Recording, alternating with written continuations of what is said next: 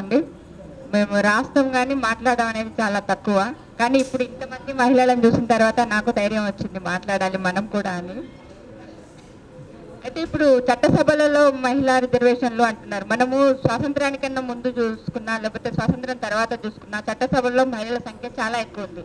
ఎప్పుడైతే మహిళలు రాజ్యాధికారం కోసం అని కాకుండా ఇందాక అక్క చెప్పినట్లు ఉద్యమాల్లో ముందుంటున్నారు, అధికారంలో వెనుకుంటున్నారు.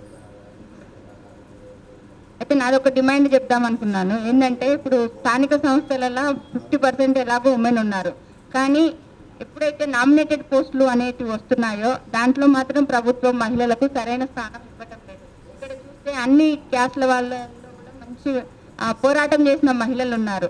ప్రభుత్వం ఇచ్చే నామినేటెడ్ పోస్టులలో కూడా 50% మహిళలకు ఇస్తే వాళ్ళ లోపల కూడా నాయకత్వ లక్షణాలు పెంపొందించడానికి అవకాశం ఉంటుంది. ఇప్పుడు చేసే తీర్మానాలలో ఇదొక్కటి చేయాలి అన్నది నా ఆలోచన. Thank you.